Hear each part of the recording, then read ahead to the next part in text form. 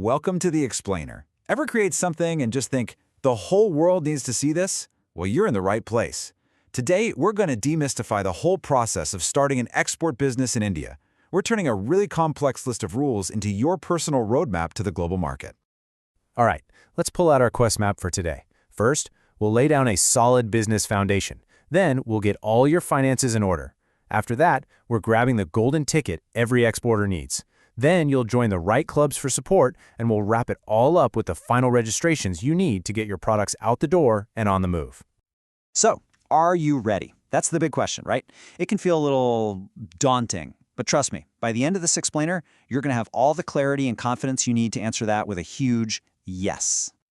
Okay, first things first. Before you can even think about shipping a single thing, you need a solid legal and structural foundation. This is literally the bedrock that your entire global business is going to be built on. So what does that actually mean? Well, it boils down to 3 key steps. First, you've got to pick a name, something with global appeal. Second, you might need to get it approved.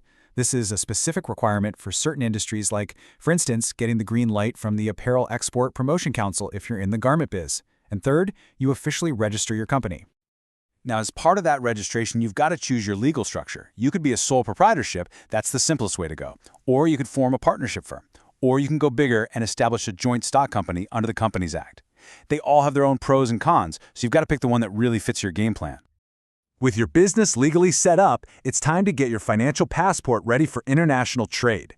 This is all about setting up the right accounts and getting the right numbers so you can handle global money and taxes without any headaches.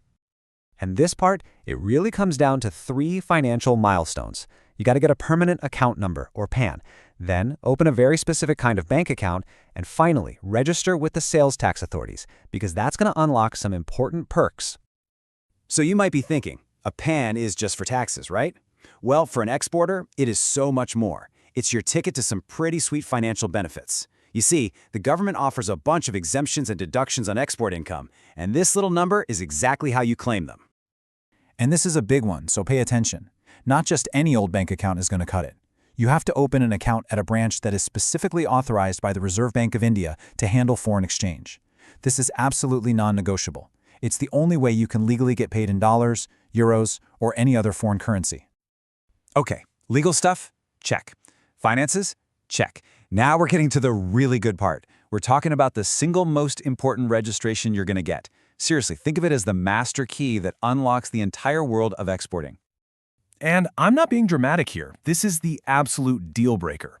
Without this one specific code, nothing, and I mean nothing, is leaving the country with your business's name on it. It is the #1 precondition for any export or import activity. And that magic number is the Importer-Exporter Code, or IEC for short. It's a mandatory 10-digit code you get from the Director General of Foreign Trade. And the best part, it's for life. It never expires. It becomes your permanent ID in the world of global trade, and you'll be putting it on every single shipping document you fill out. So, you've got your golden ticket. What's next? Well, you don't have to go on this adventure alone. In fact, you're not allowed to. It's time to join the organizations that are there to support, guide, and even protect you on your journey. Yep, this isn't just a friendly suggestion, it's a must-do. To get all the key benefits from India's export-import policy, you have to get something called a Registration Cum Membership Certificate, or RCMC. You get this from an Export Promotion Council, and it's what officially makes you a registered exporter. And here's the cool thing. There's basically a club for everyone. Whether you're exporting engineering goods, chemicals, clothes, or textiles, there's a specific council just for you, ready to give you market info, guidance, and some seriously valuable connections. Okay, so you've got your support club. Now you need your insurance policy.